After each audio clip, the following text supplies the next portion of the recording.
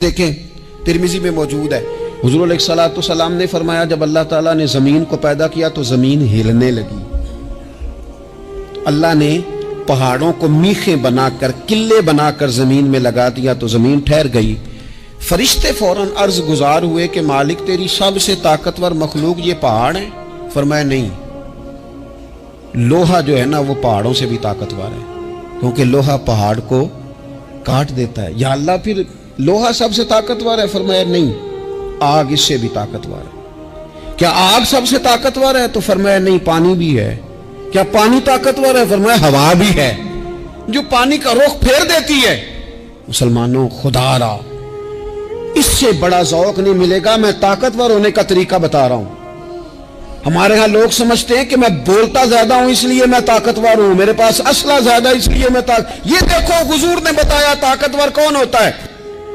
یا رسول اللہ پتھر پہاڑ طاقتور ہے؟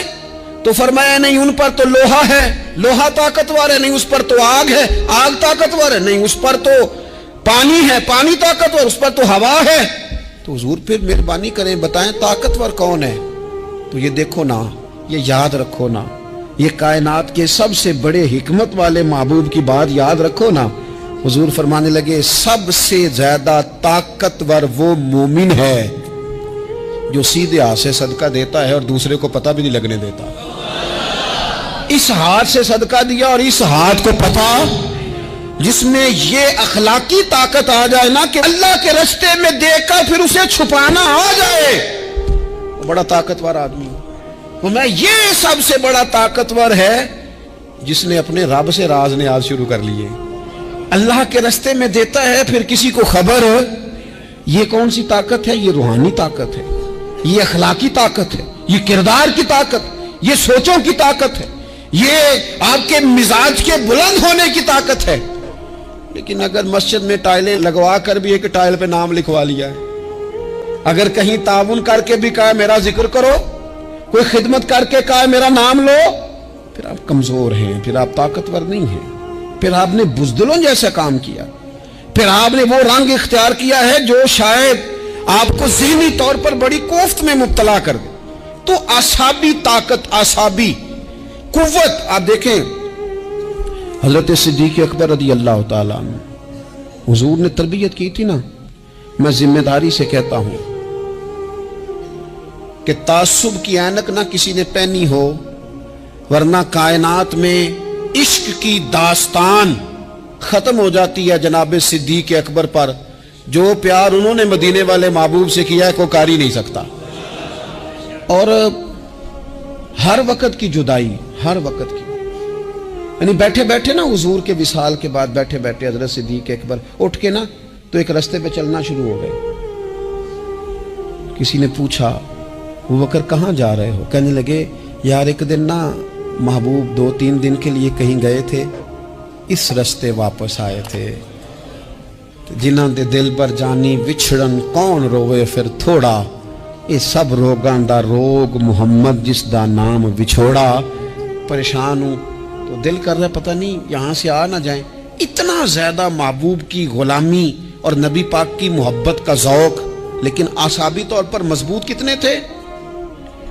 حضور کے وصال کے بعد جس بندے نے اپنے پروں کے نیچے پوری امت کو سنبھال لیا ہے نا، اس کا نام بھی ابو بکر صدیق ہی ہے۔ ایسے ایسے سنبھال لیا، سب سنبھال، دکھ سب سے زیادہ لیکن سنبھالا۔ کوئی زکوٰۃ کا منکر پیدا ہو رہا ہے، کوئی ختم نبوت پہ حملہ کر رہا ہے، کوئی کچھ ہو رہا ہے، کوئی کچھ ہو رہا ہے، ابو بکر صدیق نے فرمایا سارے لشکر روانہ کرو، جہاں جہاں حضور نے فرمایا تھا جہاد کرو۔ فرمایا جو ایک رسی بھی زکوٰۃ کی نہیں دے گا وصول کریں گے۔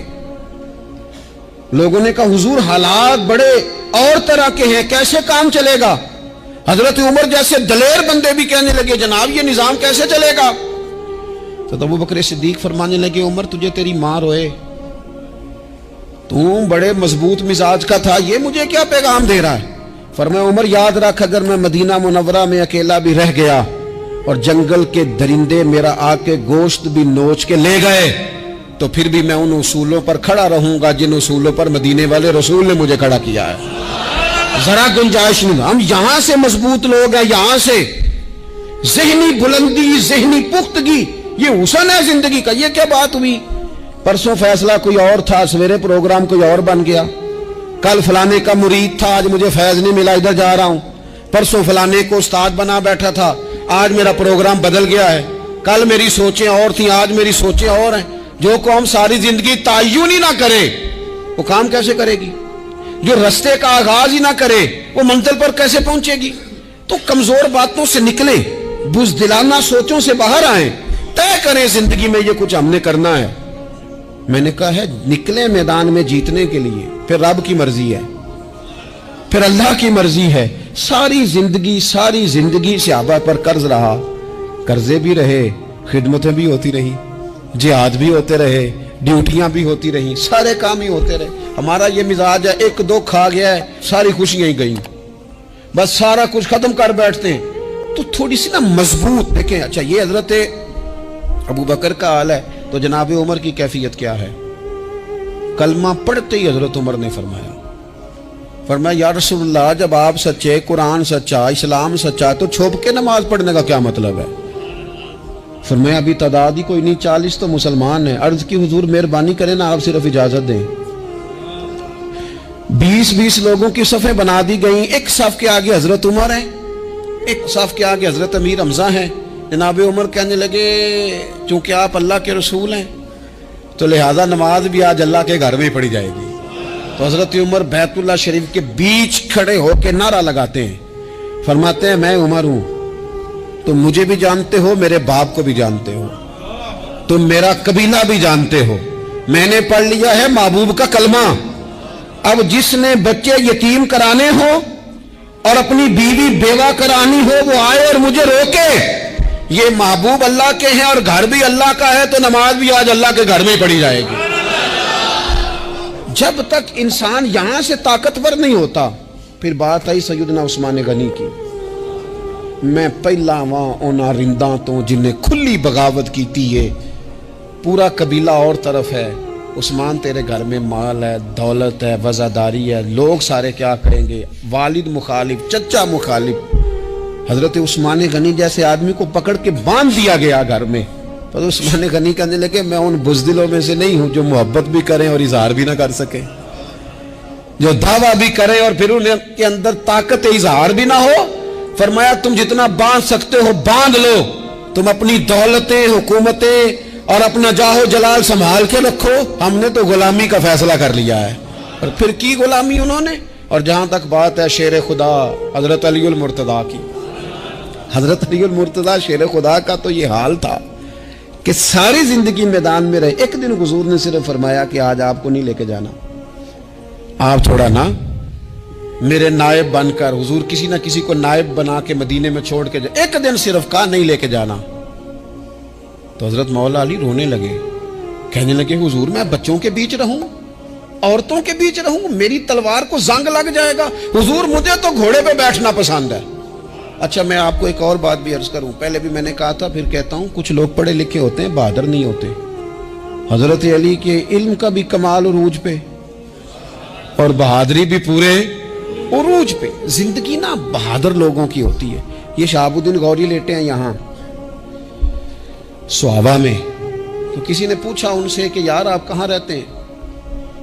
कहने लगे मैं घोड़े की पुश्त पे होता हूँ। हमारे बच्चे बड़ी सोहनी फोटो बनाते हैं, इनसे पूछें आजकल आप क्या करते हैं तो कहते हैं मोबाइल चलाते हैं। आप क्या करते हैं? फोटो खींचते हैं। आप क्या करते हैं? कहते हैं वो ना मुझे ऐसा ऐसा अजीब मसला है मोबाइल का कि बच्चों की ना मतलब मैं कई दफ़ा सोचता हूँ कि अगर इन्हें कुछ 4 घंटे मोबाइल से अलहदा रहना पड़ा ना तो हो सकता है कि इनको डॉक्टर को भी दिखाना पड़ जाए, इतनी खूब बुरी हालत हो गई। मुझे ढेर सारे दोस्त कहते हैं जी आप टेलीफोन पे मिलते नहीं। मैंने कहा मैं पहले मिला करता था जब तक लोगों की जेब में मोबाइल था, जब से लोगों ने हाथ में पकड़ लिया ना तो फिर तो एक दिन में 100 नंबर मिलता है, तो फिर आप कैसे मोबाइल पे रहेंगे? फिर तो एक ही काम है, या फ़ोन सुनेंगे या कोई और काम करेंगे। तो थोड़ी सी हिम्मत वाली ज़िंदगी गुजारें। बुज़दिलाना बातें, कमज़ोर बातें हमारे बच्चों को भी कमज़ोर कर देंगी। ये कुछ नहीं कर सकेंगे। हज़रत सैयदना अब्दुल्ला बिन ज़ुबैर रदी अल्लाह ताला ये मदीना मुनव्वरा में पैदा होने वाले सबसे पहले बच्चे हैं। हज़रत सैयदना अबू बकर सिद्दीक रदी अल्लाह ताला अन्हु के नवासे हैं, हुजूर के फुफ्फो जनाब सफिया के पोते हैं, और अशरा मुबशरा सहाबी हजरत जुबैर बिन अवाम उनके बेटे। शुरू से ही बड़े बहादुर थे। एक दिन कुछ बच्चे गली में खेल रहे थे तो एक शख्स ने आओ के ना चीख मारी, डराया, सारे बच्चे भाग गए। जनाब अब्दुल्ला इब्ने जुबैर कहने लगे क्यों भागते हो, अब चीखों से भी डरोगे, वापस आओ सारे, मैं तुम्हारा अमीर हूं, आओ जरा इस पर हमला करें। हम सारे भागे और ये अकेला खड़ा रहे। उस पर हमला किया, वो डराने वाला खुद डर के भाग गया। थोड़ा सा ना मिजाज, ज़ेन, तबीयत देखे ना, बदतमीजी और चीज का नाम है, लेकिन गुफ्तगू का मजबूत होना ये और चीज का नाम है। बच्चों को जब पूरी तरह यहां तो हम उनको इस कदर ज्यादा कमरों में बंद रखते हैं कि जब वो निकलते हैं बागी हो जाते हैं। यहां फिर ये होता है कि उनके अंदर जो सलाहियतें होती हैं वो पूरी तरह दब जाती हैं। वो जो कैफियत होती हैं जो एक मर्दाना वस्फ में होनी चाहिए उनके अंदर मौजूद नहीं होती। इकबाल कहते हैं आईने जवां मर्दा हक गोइयो बेबाकी, अल्लाह के शेरों को आती नहीं रूबाही। और ये जो सहमे दोस्त हैं ना, बिलखुसूस गरीब तबके से, उनसे मैं अर्ज करूंगा कभी किसी की गाड़ी देखकर मरूब नहीं होना, कभी किसी के महंगे कपड़ों के रोब में नहीं आना, कभी नहीं। हालात के सहमे हुए लोगों को बता दो हालात बदल जाते हैं, एक जैसे नहीं रहते। कभी कमजोर ना पड़े और जगह जगह अपने दुख भी ना बताएं, जगह जगह अपने दुख ना बताएं, हिम्मत करें, हिम्मत करें। वो एक शायर ने कहा था कि बाहिम्मत लोग कभी हारा नहीं करते, या वो जीत जाते हैं या कुछ सीख जाते हैं। वो ना मैदानों में रहते हैं, कमजोर ना पड़े। ये जो इतना लंबी लिस्ट बन गई है ना, इतनी लंबी लिस्ट मांगने वालों की, इतना लंबी फहरिस्त हो गई है, हर सिग्नल पे, हर चौक में